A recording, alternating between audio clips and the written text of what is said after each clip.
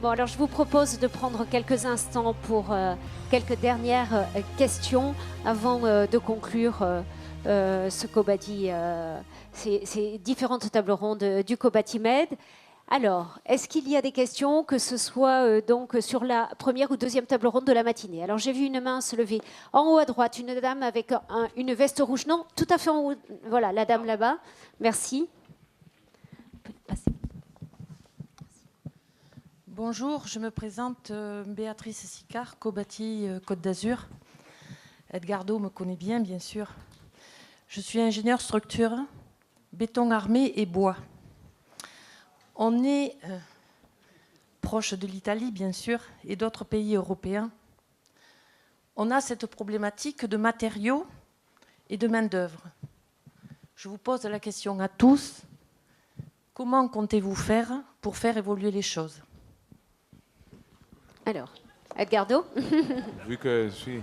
Ben, en première partie, ce que je... Oui, c'est bon, ça marche, Oui. ça marche. Ce que je suis en train de faire concrètement comme cobatiste, c'est de faire en sorte qu'il y ait un cobati en Ligurie, c'était Cobati San Remo, et on est en train de le faire. C'était une réponse vers la Côte d'Azur, et sûrement avec des échanges entre cobatistes, ça améliorera les choses. Et il y a une autre question, une main qui s'est levée juste devant. Monsieur, levez-vous s'il vous plaît.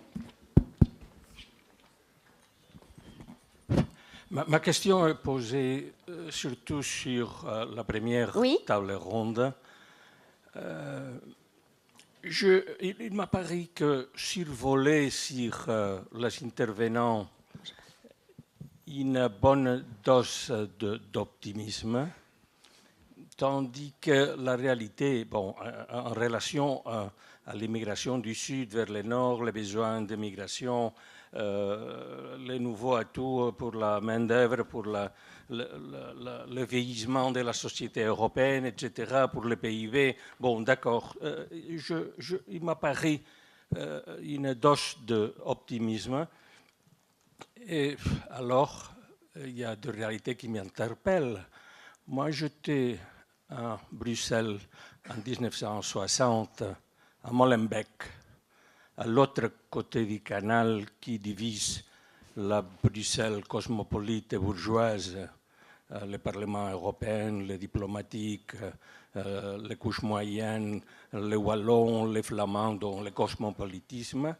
Et à l'époque, Molenbeek, où il y avait couche moyenne, classe ouvrière, 60. Maintenant, j'ai été là 50 ans après, exactement, 2010, plein d'immigration complexe. Et c'est justement de ces quartiers-là qui est sorti les terroristes qui ont attaqué Paris et qui ont attaqué Bruxelles.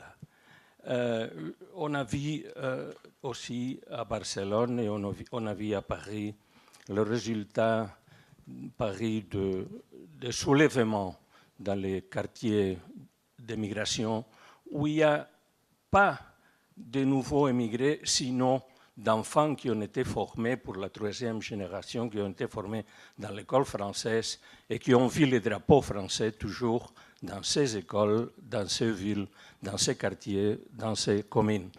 Et ils sont soulevés, ils ont fait des révolutions, de vraies révolutions sur les grandes places.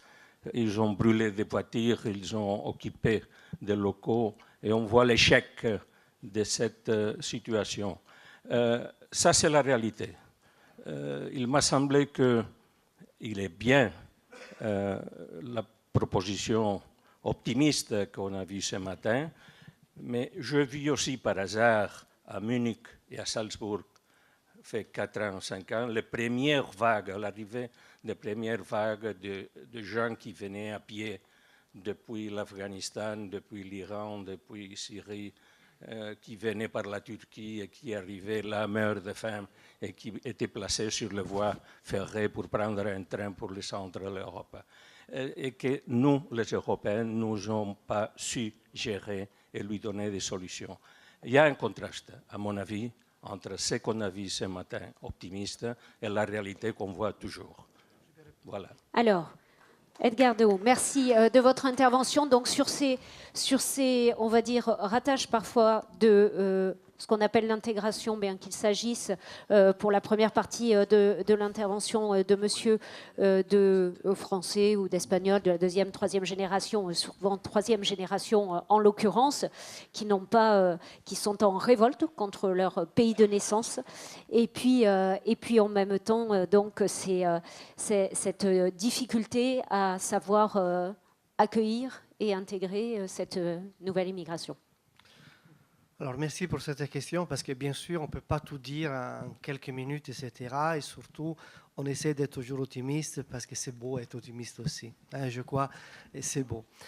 Mais, excusez-moi, nous, on parlait de la nouvelle immigration qui est en train d'arriver. Vous êtes en train de parler de quelque chose qui existe, ça fait 30 ans maintenant. Justement, vous avez parlé des enfants, des immigrés arrivés en France, années 80, 70. 50. Voilà, c'est-à-dire, c'est ça aussi.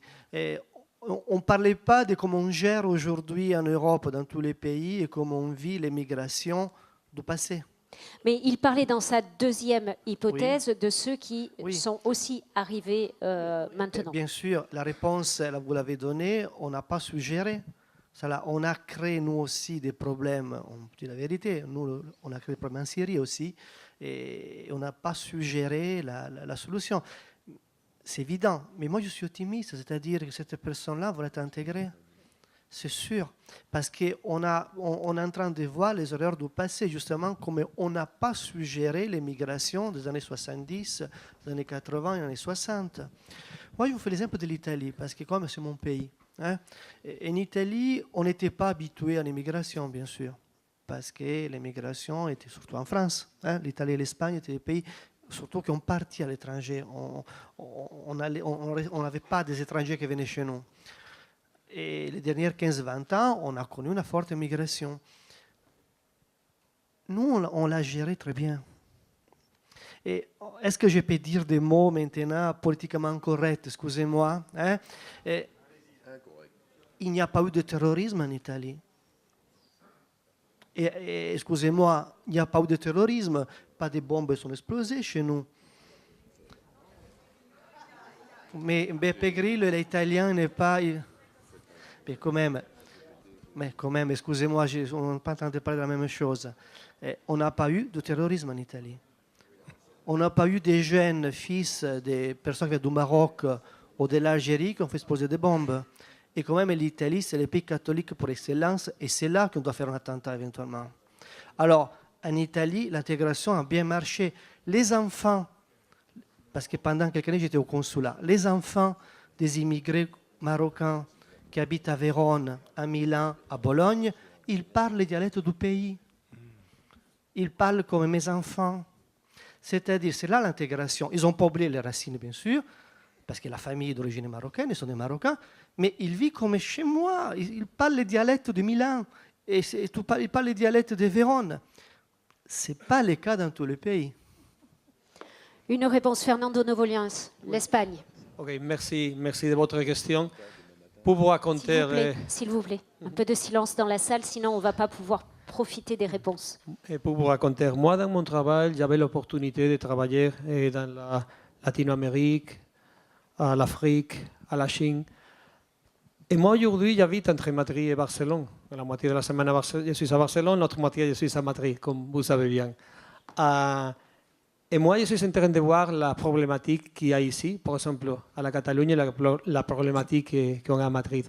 L'Espagne, ça fait longtemps qu'on étudie de ces migrants à l'Europe, c'est-à-dire à la France, à l'Allemagne, à la Suisse. Et quelques années après, on a reçu de ces migrants de l'Amérique latine. C'était la première fois qu'on a commencé à avoir de ces migrants. Et on doit gérer ça. On était obligé pour faire ça. Et aujourd'hui, on est en train d'accueillir de ces migrants qui viennent de l'Afrique. Vous avez raison quand vous avez dit qu'il y a la troisième génération, que peut-être n'est pas quelques personnes qui ne sont pas intégrées. Mais surtout, il faut, quand j'ai parlé avant qu'il faut avoir des politiques, il faut réfléchir. Il faut penser une autre fois qu'est-ce qu'on a fait, qui n'est pas bien aussi. peut-être pour la première génération, que la première génération c'est la plus concernée pour avoir le travail, parce ils ont quitté son pays, ils viennent pour se développer, pour avoir un avenir. Qu'est-ce qu'on fait, qu'est-ce qu'on a fait pour aider entre tous à la deuxième génération, la troisième, c'est-à-dire, je crois qu'il y a des choses qu'il faut faire. Il faut réfléchir sur ça, avoir des politiques, des gouvernements, comme je vous ai dit, pas seulement en Espagne, européens, avec des liaisons avec les pays de la rivière du côté sud de la Méditerranée. Et je crois qu'on pourra avoir des solutions pour ça. Parce que c'est vrai que je suis optimiste, mais réaliste. Mais l'autre manière à penser, pour moi, c'est pas. On pourra pas faire ça. C'est-à-dire, comme je vous ai dit, la population du monde, il est en une claire augmentation d'ici à 2050 et plus. On doit gérer ce type de migration, mais on doit réfléchir une autre fois et on doit travailler pour ça. Youssef Courbage, sur cette problématique qui est double, qui était évoquée par monsieur, je la rappelle parce que vous êtes arrivé du coup en cours. Première partie, il parlait donc de ces troisième générations, bien souvent, qui se sont mis à se révolter contre les pays dans lesquels leurs parents étaient arrivés et qui sont donc en désaccord. Donc, qu'est-ce qu'on a ou pas raté dans ces intégrations des premières générations pour qu'à la troisième y ait problématique. Deuxièmement, monsieur faisait référence aux modifications de la population de certains quartiers comme à Molenbeek. Ou bien à l'arrivée des migrants venant de certains pays et qu'on retrouve sur les voies ferrées, laissés un petit peu à l'abandon comme ça et sans que personne ne prenne en charge ni ne sache quoi faire. Oui, merci. J'ai essayé de m'enfuir pour ne pas répondre à des questions difficiles. C'est raté. Mais on m'a rattrapé. On m'a mis la main au collet. Et en fait, je persiste dans mon optimisme. D'abord, je voudrais dire que je relève d'une tradition canto-hegelienne qui croit que l'homme est universel, qu'il n'y a pas de différence fondamentale entre un Chinois, un Français, un musulman ou un chrétien. J'ai moi-même vécu au Liban mon enfance, mon adolescence et une partie de ma jeunesse.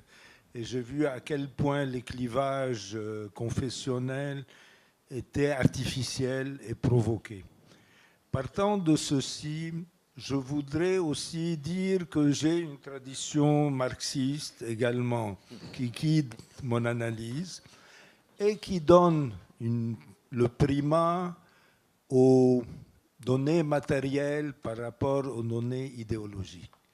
Or, ici, dans notre discussion, on a malheureusement omis le fait qu'il y a eu des bouleversements économiques colossaux en Europe à partir de la hausse des prix du pétrole en 1973, que le taux de chômage de la population en général a augmenté et le taux de chômage des immigrés en particulier, lesquels ont été de ce fait écartés du marché de l'emploi alors qu'ils avaient fait tous les efforts possibles et imaginables d'intégration.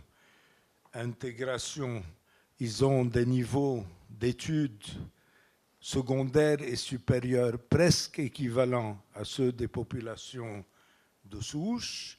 Ils ont acquis les langues européennes souvent beaucoup mieux que leur langue nationale. Moi, je connais beaucoup de Marocains qui savent à peine baragouiner le dialectal marocain. Par contre, qui ont une aisance à s'exprimer en français, probablement en italien, en espagnol, tout à fait admirable. Or, quand vous voyez des taux de chômage de 25-30% chez les jeunes issus de l'immigration, vous vous dites... mon Dieu, mais qu'est-ce qu'ils n'ont plus d'autres ressources que la religion? Et comme l'a fort judicieusement dit Karl Marx, la religion est l'opium du peuple.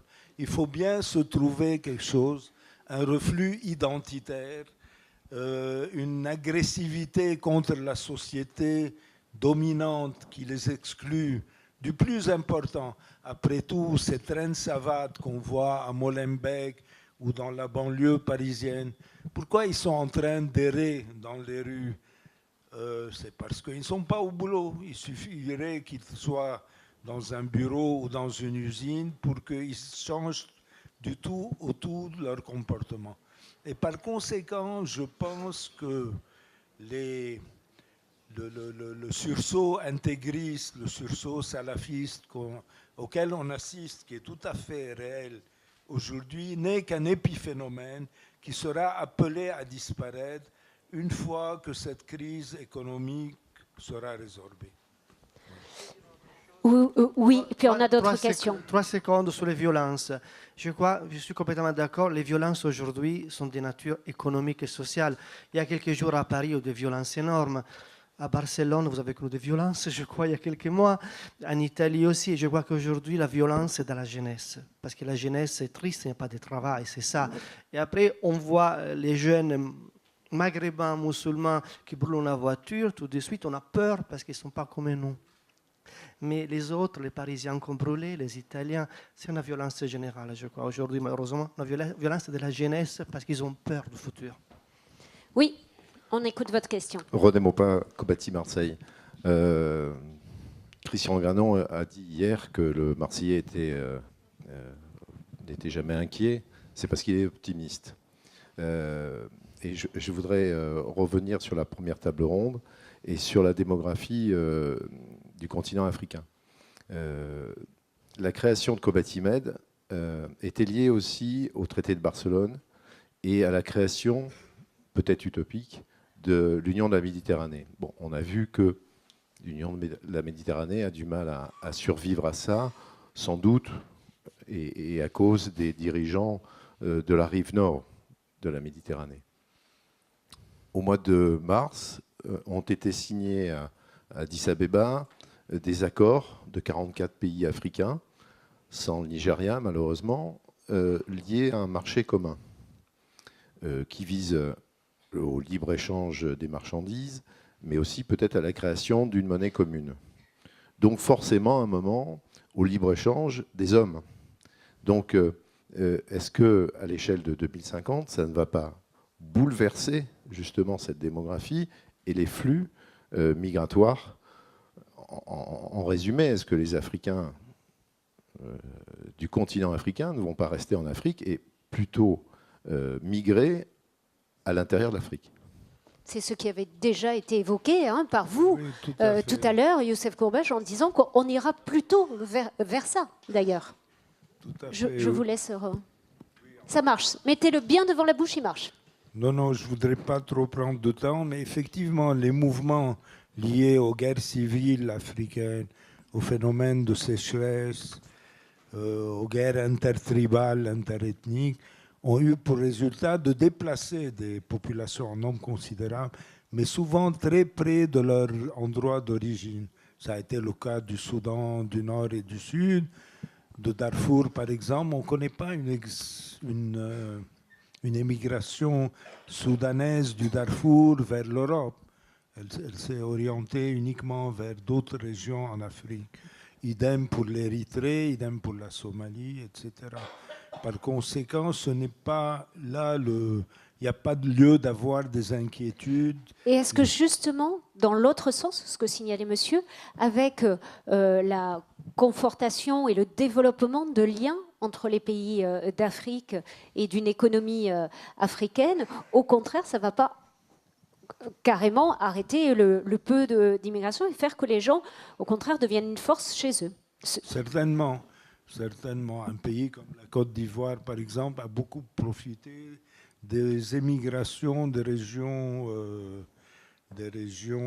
environnantes. Et une grande partie de la hausse du produit intérieur brut ivoirien est probablement due à l'arrivée de ces immigrés. Une réponse? Oui, j'ai voulu vous partager une expérience qui nous est arrivée il y a des jours. La Chambre de commerce de Sfax nous a partagé une expérience avec Yaoundé, Cameroun. Ce n'est pas courant, mais ils commencent à travailler avec les Souds. C'est-à-dire, aussi dans les Souds, il y a le Nord. Le Nord, ce sont les pays du Maghreb. Ils ont plus de connaissances, ils ont plus de moyens, ils sont plus proches de l'Europe, ils touchent beaucoup des projets européens. Et ce nord du Sud est très important pour le développement du Sud-Sud. Alors moi je pense que dans l'avenir, on va voir, même dans la SCAM, beaucoup de coopération de chambres de commerce du Maghreb avec son Sud, avec l'Afrique noire, subsaharienne. Et c'est une possibilité, c'est-à-dire on est un ensemble méditerranéen, mais il y a un Sud là-bas, et ce Sud est une possibilité très large de coopération et d'élargissement. Alors, quelle possibilité énorme. Si l'Afrique subsaharienne trouve son propre développement au Sud, ça veut dire qu'ils vont rester là-bas et même ils vont offrir des possibilités d'investissement. C'est une grande opportunité que les Nord du Sud puissent travailler là-bas. Moi, je suis complément pour ce travail du Maghreb avec les Sud du Sud. Nassib, vous avez le micro, oui. Oui, je crois que toutes les questions vont vers la table 1, parce que c'est là où il y a l'inquiétude, mais je crois que la solution est plutôt dans la table 2. Ça veut dire... non, c'est pas de la pub, mais un petit peu, mais c'est pas vraiment de la pub. Au fait, je crois que l'inquiétude, elle est là dans tous les pays, que ce soit de ce côté ou de l'autre, parce que je crois que les migrants sur les ronds-points, ils sont un petit peu dans tous les pays. C'est des migrations de nature différente, mais elle est là. Par contre, je crois qu'effectivement, pour résoudre les réseaux djihadistes, il faut trouver des réseaux professionnels, dans le sens où, justement, je crois que produire plus, travailler plus, avec des gouvernances sociétales, des gouvernances professionnelles. Kobati en est un, peut-être minuscule, epsilonique, mais important, et donc qui peuvent aider effectivement à structurer un petit peu des sociétés et de la profession qui fait travailler les jeunes, qui un petit peu organise cette migration pour qu'elle soit une migration professionnelle beaucoup plus que ce qu'on est en train d'entendre et l'inquiétude et les médias en grande majorité. Alors, on a là et ici Edgardo et après Manal. Ben, vu qu'on doit relier un peu les nécessités, les problèmes de la table qu'on a eu dans la table 1 sur la table 2, je vous porte un exemple. Peu triste, mais tout de même intéressant. C'est-à-dire, quand il y a un vrai problème, on le résout. C'est-à-dire, je pensais maintenant à l'incendie qu'il y a eu dans le Mont Blanc, il y a dans 1999. Eh bien, la vraie raison, c'était un cas particulier, mais tout de même, le problème de l'incendie mal géré, c'était parce que dans le Mont Blanc, il y avait deux sociétés, une italienne et une française, qui ne se parlaient pas beaucoup, avec des normes différentes dans le même lieu. Et qu'est-ce qu'a porté l'incendie? Qu'après ce problème, on a fait une société unique, on a pris des normes générales, et maintenant, tout fonctionne bien. Il y a plus de... C'est trop long à dire, parce que je connais les vraies raisons, mais faisons pas qu'un vrai problème porte la solution, parce que s'il y a le vrai problème, on retrouve la solution. D'accord, merci. Je veux seulement ajouter quelque chose de très important. On est en train de discuter comment gérer l'immigration, au lieu de discuter comment laisser ces gens dans leur pays, c'est-à-dire comment C'est un peu la réflexion de monsieur qui disait avec le développement justement voilà. d'une éventuelle monnaie commune, de libre-échange à l'intérieur de l'Afrique, les gens vont préférer rester chez eux, évidemment. Pas seulement l'Afrique, on a l'Amérique du Sud, on a tous ces pays. L'immigration, c'est quelque chose de naturel pour les gens. On était des tribus avant. Mais ce que je veux dire, on doit vraiment attaquer la cause. Et la cause, c'est la mauvaise gestion des ressources dans les pays, et plus spécifiquement les ressources naturelles. La base écologique, c'est-à-dire on fait partie du système écologique, on dépend de la nature. Quand on ne gère pas les ressources d'une manière correcte, pour que les gens puissent, d'une façon durable, vivre avec et de les utiliser pour une bonne qualité de vie et de les laisser pour les générations qui vont venir après, on va avoir des émigrations dans la façon dont on voit aujourd'hui. C'est la gestion gouvernementale et c'est la gestion des ressources. Si on commence à travailler sur ça, on peut vraiment aboutir à une certaine solution pour la migration qu'on est en train de voir aujourd'hui. Alors, merci beaucoup. 3 questions. Une ici, une ici, une ici. 4, et puis on s'arrêtera là. Allez. Oui, Jean-Yves Ponce, Kobati Marseille. Oui, encore, me dit-on. la table ronde numéro 1, je vais venir aussi à la 2 après. Rapprochez Nassim, bien votre micro, ne bougez pas trop. Donc, la table ronde numéro 1 a parlé de la politique, de la corruption politique, du manque de courage politique. Mais on vient de l'aborder à l'instant à peine. N'y a-t-il pas derrière aussi un problème religieux qui se développe considérablement? Parce qu'on n'en a pas parlé, c'est peut-être un peu... Ça vient d'être un peu évoqué, mais on peut évoqué, revenir mais à dessus. l'instant, parce qu'on a parlé à un moment donné du régime syrien. Et moi, avec ma modeste vue, je me dis que s'il n'y avait pas les chrétiens d'Orient qui soient protégés par Bachar, ils ne seraient peut-être plus là depuis déjà un certain temps. Donc, est-ce que c'est pas ça qui dérègle un peu le tout? Est-ce que cet islam politique n'est pas aussi une des conséquences de Molenbeek?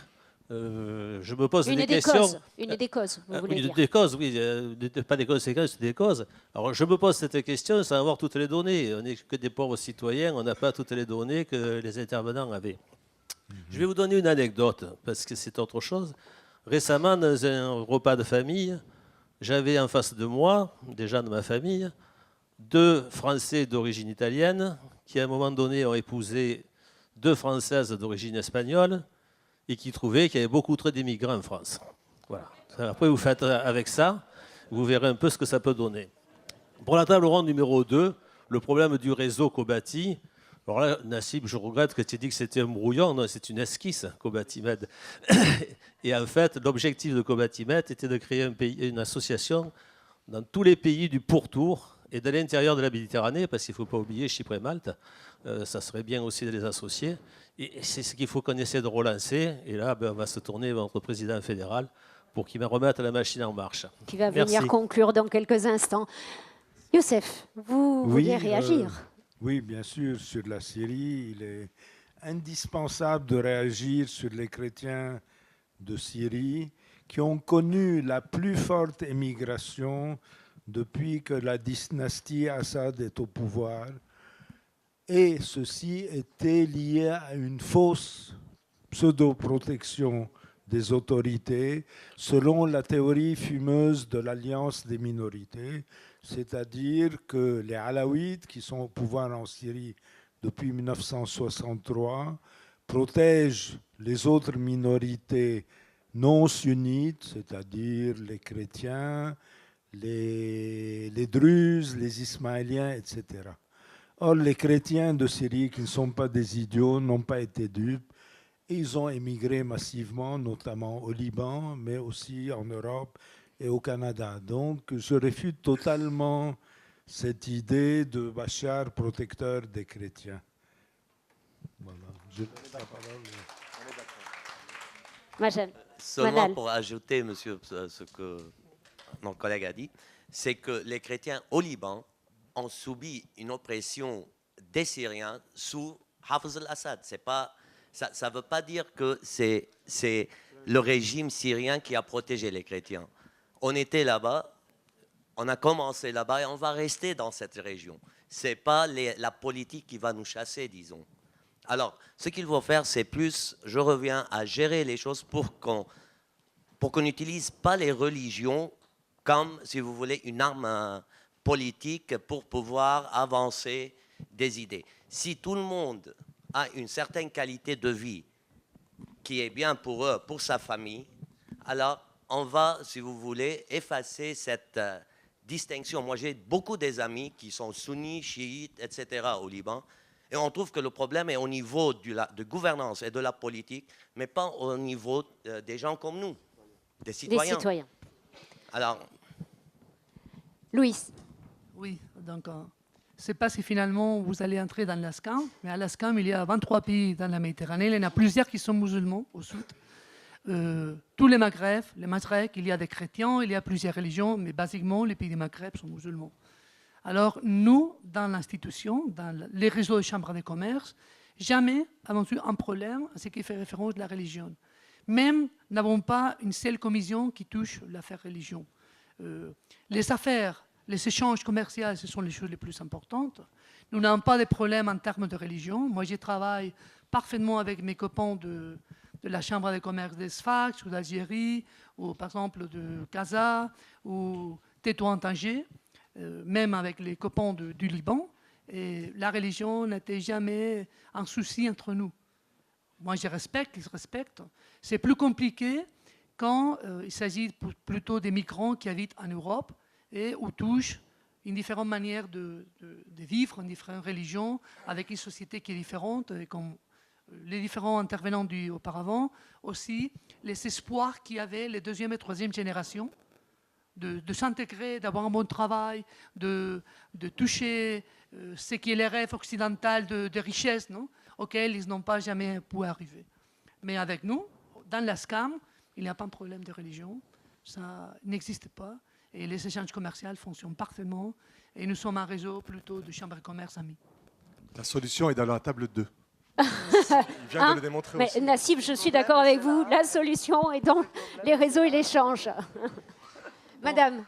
Maite Palomino, patronne fondatrice et vice-présidente de la Fondation des femmes chefs d'entreprise au niveau international. Donc, c'est surtout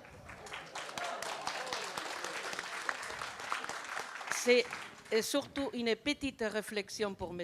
Courbage, en toute amitié, et une demande pour Kobati, parce que moi, je ne pose pas des questions, je fais des demandes. Hein. On a bien compris, c'était le cas déjà hier. Il y en a une par congrès. Courbage, moi, je travaille beaucoup avec des femmes africaines. Et donc, c'est vrai qu'on va y avoir besoin des personnes, enfin des immigrants. Mais à ce moment-là, je vous jure, je vais privilégier les femmes africaines, parce que dans ces pays, celles qui sont les plus à travailler, ce sont les femmes, plutôt que les hommes qui passent sa vie à se tourner les droits. Ben, les femmes, ce sont vraiment qui mènent les pays. Donc, je ne constate pas votre réflexion sur l'Europe.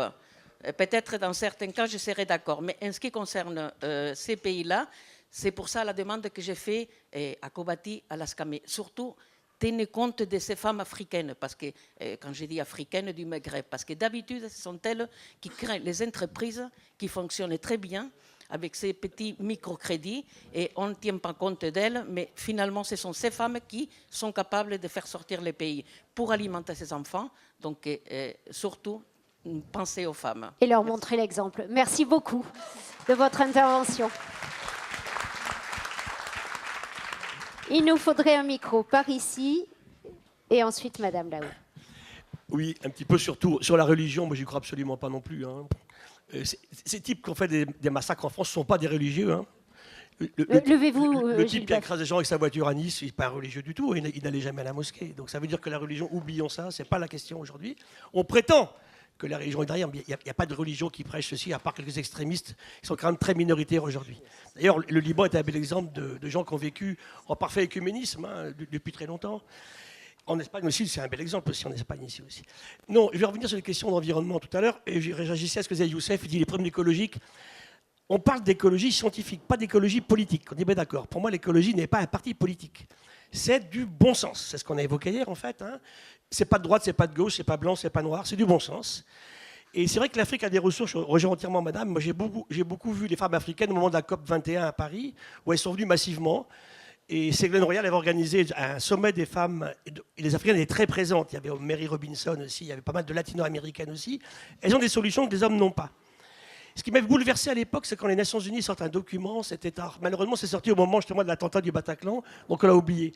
Les femmes députées françaises et les femmes sénatrices françaises avaient sorti un document sur la place des femmes dans la géopolitique aujourd'hui.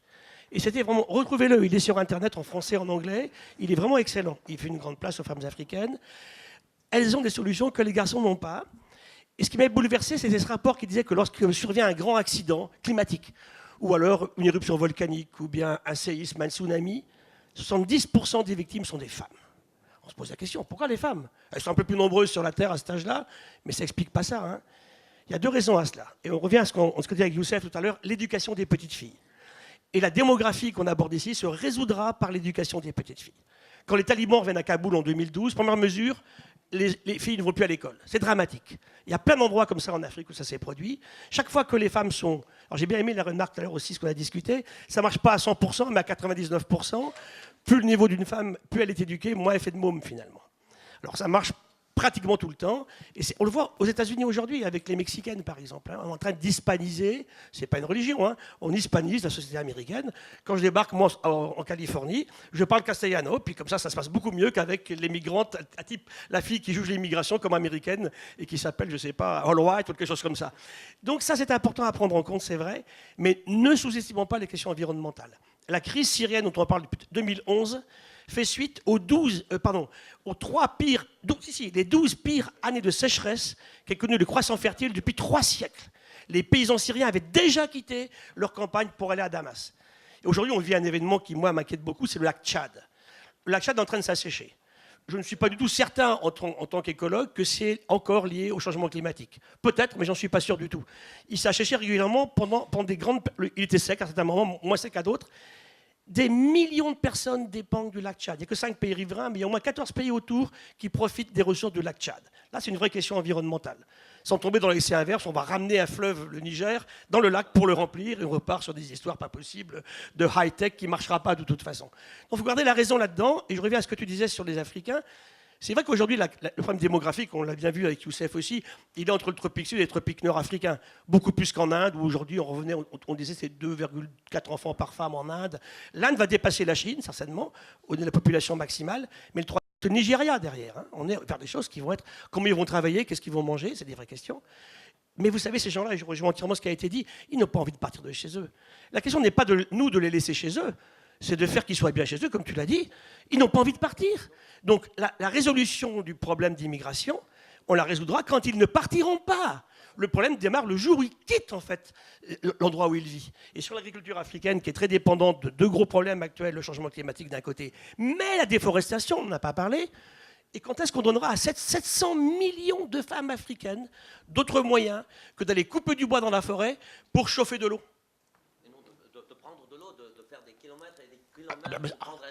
On l'avait calculé ça. Un jour, je me suis arrêté au bord de route en Afrique, c'est en Ouganda, toutes ces femmes africaines qui marchent au bord de la route avec un bidon jaune. Je voulais voir le volume d'un bidon jaune. 17 litres, 17 kilos. Elles ont 15-16 ans. L'eau est de plus en plus loin. Et on avait calculé au moment de la COP, bien sûr, les milliards d'heures de travail en plus des femmes africaines pour avoir accès à l'eau. Elles n'ont pas de salaire quand elles font ça. Elles ne vont pas à l'école quand elles font ça. Et en plus, elles ne sont jamais propriétaires des terrains sur lesquels elles travaillent. Et en plus, elles font des mauvaises rencontres en route. Ça commence à faire beaucoup.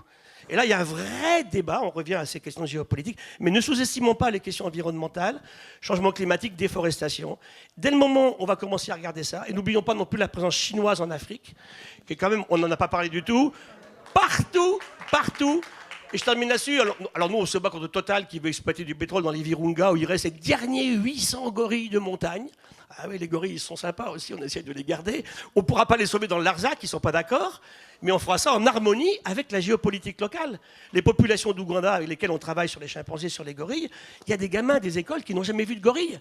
Alors vous avez des gens qui tous les jours, par milliers, débarquent chez eux en payant $1000 cash sur la table. Où va cet argent pour voir des gorilles? Donc il y a vraiment une question générale, sociale à résoudre. Mais ne sous-estimons pas les questions environnementales. Merci Gilles Boeuf. Une dernière question. Madame, voilà, vous vous levez, s'il vous plaît, on va vous faire passer un micro. Et puis ensuite, nous allons conclure. Tout va bien. Marie-Catherine. Oui, c'est encore Marie-Catherine. Et une fois de plus, je vais vous parler de moi. Donc hier, je vous parlais que j'ai vécu 25 ans dans une île et donc le littoral me tient à cœur. Mais je vais vous parler de mon pays d'origine, le Portugal. Donc le littoral me tient à cœur et l'immigration aussi. Donc je vais vous poser une question et ce sera la seule. Ensuite, je vous parlerai d'expérience. Quelle est la deuxième ville portugaise? Est-ce que quelqu'un la connaît? Paris. Paris est la deuxième ville portugaise, derrière Lisbonne. Voilà. Donc j'ai entendu tout à l'heure que les gens qui avaient immigré dans les années 60 étaient peut-être responsables de tout ce qui se passe aujourd'hui. Moi, je fais partie de ces immigrés des années 60. Je ne me sens pas du tout responsable. Par contre, hier, nous avons parlé de courage et d'éducation. Je reviens sur le courage et l'éducation. Je suis d'accord. Croyez-moi, on ne part jamais de bon cœur. Jamais. Vous ne quittez pas vos racines, vous ne quittez pas votre famille, vous ne quittez pas votre pays de bon cœur. Donc il faut un sacré courage. Ça, c'est une première chose. Ensuite, je vais vous parler également du choix. Celui qui immigre, c'est-à-dire les parents, ils ont fait le choix et ils savent pourquoi. Souvent, ils immigrent parce qu'ils n'ont pas à manger, parce qu'ils ont des problèmes, soit des problèmes de guerre. Mais eux, les adultes, ils ont fait le choix. Les enfants ne l'ont pas fait. Nous sommes 7 dans ma famille, 7 enfants. Et donc, forcément, il y avait 18 ans d'écart entre l'aînée et la plus jeune. Eh bien, mes aînés, ils en veulent à mes parents d'avoir immigré. Ils disent, nous, on aurait été beaucoup plus heureux. Moi, je me situe à peu près au milieu, et j'en parlais encore avec ma fille, la plus jeune, cette semaine, qui me disait, mais maman, tu dois être contente, tu as bien réussi en France. Et je remercie la France de m'avoir accueillie, de m'avoir éduquée, de m'avoir donné les moyens que j'ai aujourd'hui.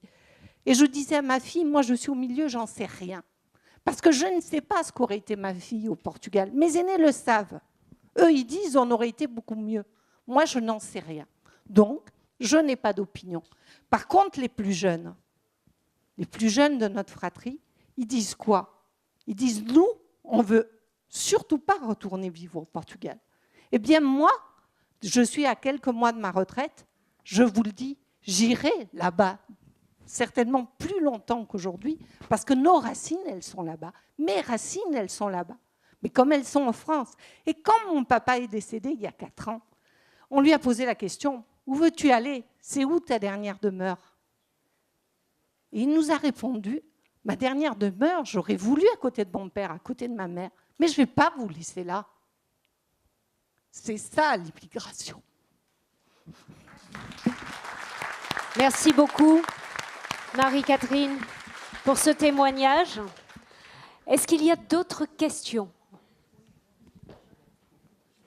Non? On va peut-être juste applaudir encore une fois nos intervenants de la matinée.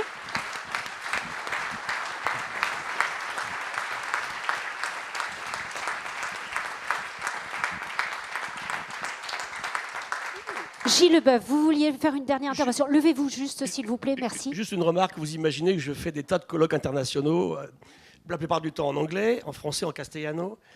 Et j'ai assisté, pendant ces 2 jours, je voulais vous remercier parce que j'ai assisté à deux journées mémorables.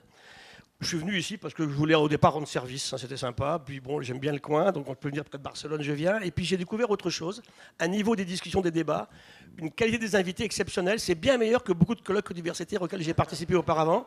Et je vous en remercie et continuez comme ça. Et c'est pas par flagornerie du tout. Hein. C'est pas mon style de flagornerie. Alors, moi je voudrais, avant de laisser le mot de la fin à Monsieur Le Goff, je voudrais juste qu'on puisse vraiment, vraiment applaudir ceux et celles qui ont participé à l'organisation de ce congrès et de ces journées de table ronde. Parce que si les tables rondes ont été réussies, c'est parce qu'on avait une qualité exceptionnelle de nos intervenants pendant ces 2 journées. Mais pour avoir cette qualité exceptionnelle des intervenants, il a fallu se creuser la tête, trouver les thématiques et chercher ces intervenants. Donc je voudrais vraiment qu'on applaudisse beaucoup la commissaire d'exposition, la commissaire de ce co-bâti, Nicole Bigas. Lève-toi, Nicole, s'il te plaît. Et la commission du co-bâti Med qui a travaillé avec elle.